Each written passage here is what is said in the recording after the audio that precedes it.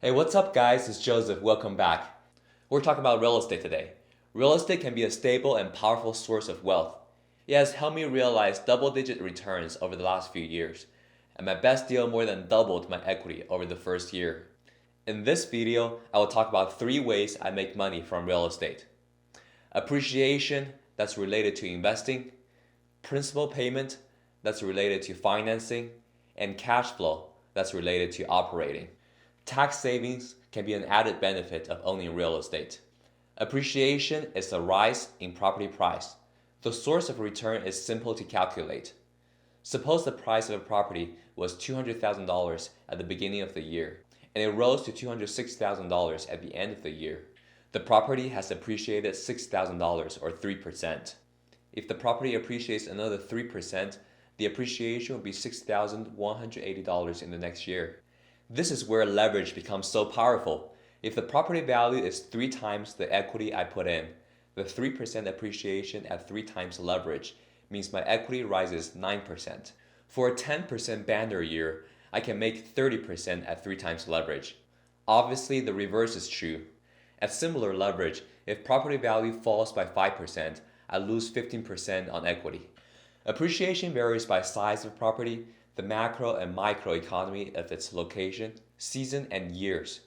For some real estate markets such as San Francisco or Hong Kong, appreciation is very attractive.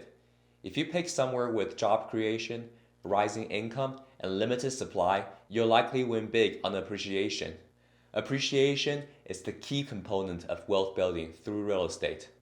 I usually have a mortgage on the property and make a mortgage payment periodically. Part of my mortgage payment goes to paying the lender as interest. The other part goes to buying a little bit more of the property through principal paydown.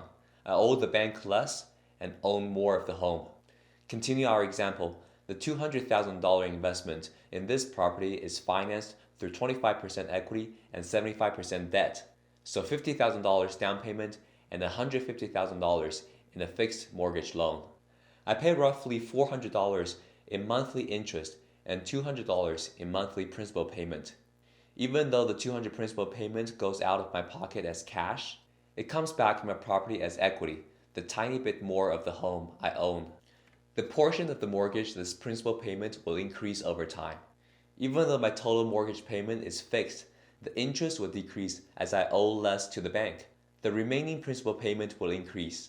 In our example, the equity built through principal payment is $200 times 12 months, $2,400 for the first year.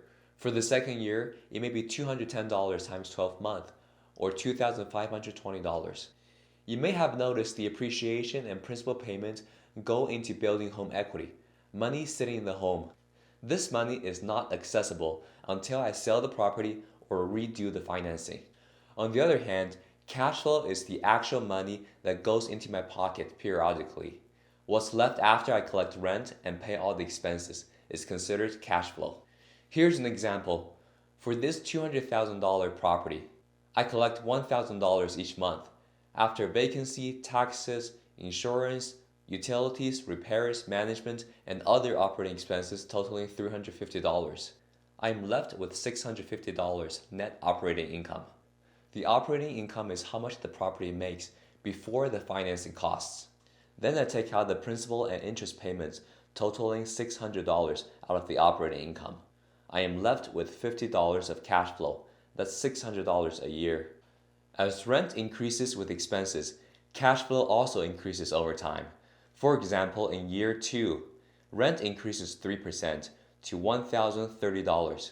Operating expenses increases to $360. That leaves me $670 net operating income. With a fixed mortgage, my principal and interest payments are steady at $600. Now my cash flow is $70 per month in year 2, an improvement from $50 per month in year 1. Of course, the numbers can fluctuate month to month and varies across markets. For some real estate markets such as the Midwest United States, cash flows are very attractive. For expensive coastal cities, cash flows can even be negative. As I manage properties and tenants carefully, cash flow increases over time. Now put it all together, total return is appreciation plus principal payment plus cash flow. In our example in year 1, appreciation of $6,000, principal payment of $2,400, plus cash flow of $600 would give you a total return of $9,000. Remember, the initial equity we put in is $50,000, so the first year's return on equity is $9,000 divided by $50,000, which is 18%. As you can see, $6,000 appreciation and $2,400 principal payment, which is almost 17 percentage points of the 18% total return, go into building home equity. The $600 cash flow, or about 1 percentage point of the 18% total return, go into my pocket. As I season the property by owning it longer, my total return and cash flow will meaningfully increase. In the second year in our example, between $6,180 appreciation, $2,520 principal payment, and $840 cash flow, I am making $9,540, meaningfully higher than the $9,000 total return in the first year. Cash flows increased 40% from $600 to $840. Investing takes patience. Just a quick note on taxes. Appreciation will be taxed at capital gain tax rate at the sale of the property. Capital gain tax rate is generally lower than the ordinary income tax rate, but I could indefinitely delay capital gain tax by holding on to the property or exchanging into a like-kind property. Cash flow will be taxed at ordinary income tax rate each year. That can be high for higher income earners, but I can deduct depreciation, mortgage interest, and other ordinary and necessary real estate related expenses from my cash flow to reduce taxes. I'll have more resources for you on real estate taxes. As an investor, I make money from real estate in 3 key areas: making the right investing decision to reap the benefit of appreciation, making the right financing decision to build home equity and use leverage, and making the right operating decisions to keep the difference between rent and expenses. All 3 sources of return are important and can be managed to yield the best results. You'll hear me talking about these basic real estate concepts throughout my real estate videos. Thanks for watching. Please subscribe to my channel for more real estate information. Click the like button and comment below to support my content. Hope to see you again.